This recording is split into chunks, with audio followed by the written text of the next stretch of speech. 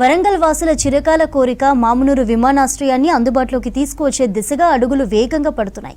ఇప్పటికే airport authority of India దగ్గర 696.14 ఎకరాలుండగా విమానాశ్రయం పునరుద్ధరించడానికి అవసరమైన మరో 253 ఎకరాలను రాష్ట్ర ప్రభుత్వం సేకరించి కేంద్రానికి ఇచ్చే దిశగా అడుగులు వేస్తోంది.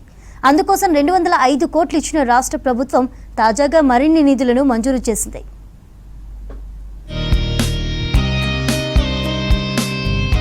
వరంగల్ మామునూరు విమానాశ్రయం పునరుద్ధరణ కార్యరూపం దాల్చే పనులు వడివడిగా కొనసాగుతున్నాయి.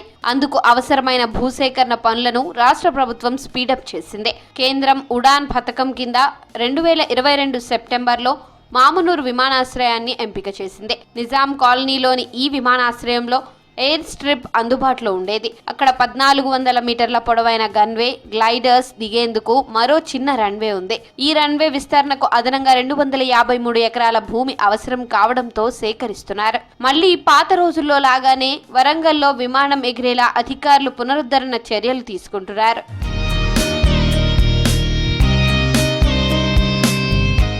ఎయిర్పోర్ట్ కోసం 253 ఎకరాల భూసేకరణ చేపట్టేందుకు రాష్ట్ర ప్రభుత్వం నడుం బిగించింది. మొత్తంగా 309 మంది రైతులు, మరో 50 మంది ప్లాట్ల యజమానుల దగ్గర నుంచి ఈ భూమిని సమీకరిస్తున్నారు. ఇప్పటికే జిల్లా రెవెన్యూ అధికారులు నక్కలపల్లి, గాడిపల్లి, గుంటూరుపల్లిలో ఆయా భూముల యజమానులతో సమావేశాలు నిర్వహించారు. వ్యవసాయ భూమి ఎకరానికి 1,20,00,000 రూపాయలు, వ్యవసాయేతర భూమికి గజానికి 4,887గా నిర్ణయించారు. ఈ మేరకు రాష్ట్ర ప్రభుత్వం ఈ ఏడాది జూలై 25న 205 కోట్లు కేటాయించింది. ఇప్పటి వరకు సుమారు 80 కోట్ల నుంచి 90 కోట్ల వరకు భూ నిర్వాసితులకు పరిహారం చెల్లించారు.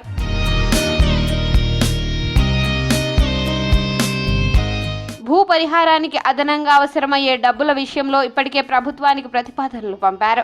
ఈ మేరకు రాష్ట్ర ప్రభుత్వం తాజాగా భూసేకరణ కోసం మరో 90 కోట్లను ప్రభుత్వం విడుదల చేయడంతో మామునూరు ఎయిర్పోర్ట్ నిర్మాణం వేగవంతం కానుందని స్థానిక ఎమ్మెల్యే నాగరాజు హర్షం వ్యక్తం చేస్తున్నారు. మామునూరు ఎయిర్పోర్ట్ విస్తరణ, టెర్మినల్ బిల్డింగ్ నిర్మాణం, రన్వే పొడిగింపు, లైటింగ్, సెక్యూరిటీ ఫెన్సింగ్ వంటి కీలక పనుల కోసం 90 కోట్ల నిధులను మంజూరు చేసినట్లు ఆయన తెలిపారు. గౌరవ ముఖ్యమంత్రి గారు రావడం జరిగింది వరంగల్కు. ఆ పర్యటన భాగంగా మేము ముఖ్యమంత్రి గారిని మళ్ళీ రిక్వెస్ట్ చేయడం జరిగింది. ఆల్ ఎమ్మెల్యేస్, ఎంపీస్ కలిసి అన్న తొందరగా ఎయిర్పోర్ట్ నిధులు విడుదల చేసి త్వరగా పనులయ్యేటట్టు పూర్తి చేయండి అనగానే వారు తక్షణమే వారు 90 కోట్లు శాంక్షన్ చేయడం జరిగింది. అలాగే జిల్లా కలెక్టర్ గారు అంటే చాలా ఇంట్రెస్ట్ తీసుకొని ప్రతిదీ క్షుణ్ణంగా పరిశీలించి వారిని అన్ని కూడా ల్యాండ్ అక్విజిషన్ కానివ్వండి, ఇంకా ఏ సమస్యలు ఉన్నా కూడా చాలా స్పీడ్గా చేస్తున్నారు.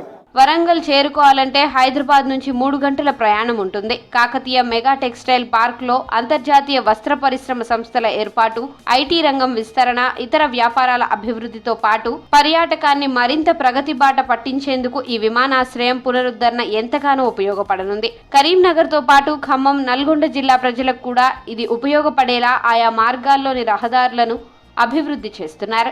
మరో 2 ఏళ్లలో మామునూరు విమానాశ్రయ సేవలు అందుబాటులోకి వస్తే మొత్తం ఓరుగల్లు రూపురేఖలే మారిపోతాయని స్థానికులు అంటున్నారు. మామునూరు ఎయిర్పోర్టు వరంగల్ ప్రజల చిరకాల వాంఛ.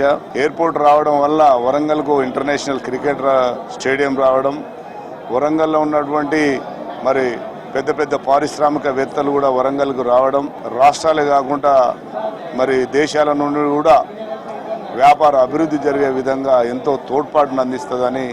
రోజుకు అభివృద్ధి చెందుతున్న వరంగల్ నగరంలో రాష్ట్ర ప్రభుత్వం ప్రతిష్టాత్మకంగా తెలంగాణలోని పలు ప్రాంతాలలో విమాన సర్వీసులు ప్రారంభించడానికి నిర్ణయం తీసుకోవడం నిజంగా కూడా శుభ పరిణామం. దానిలో భాగంగానే వరంగల్ నగరానికి నిన్న 90 కోట్ల రూపాయలు రిలీజ్ చేయడం, త్వరితగతిన ఈ పనులు ప్రారంభించి ఇక్కడ విమాన సర్వీసును ప్రారంభిస్తే వరంగల్ ఉమ్మడి జిల్లాతో పాటు ఖమ్మం, కరీంనగర్, కొత్తగూడెం, భద్రాచలం ఇలాంటి నగరాలకు వెసులుబాటుతో పాటు thermal power, Singareni, Navabharat, Genpact లాంటి సంస్థలు మాకు చుట్టూ 100 మీటర్ల దూరంలో ఇవన్నీ ఉన్నాయి. ఓవైపు రైతుల ఖాతాల్లో భూ నష్టపరిహారం నగదు జమ అవుతున్న క్రమంలోనే ఇంకోవైపు ఎయిర్పోర్ట్ భూముల హద్దుల స్థిరీకరణకు డిపిఆర్ కన్సల్టెన్సీ సంస్థల నుంచి బిడ్లను ఏఏఐ ఆహ్వానించింది. త్వరలోనే ఓ కన్సల్టెన్సీ సంస్థకు ఈ హద్దుల స్థిరీకరణ బాధ్యతలు అప్పగించి విమానాశ్రయ పునరుద్ధరణ పనులు వేగవంతం చేసే అవకాశం ఉంది.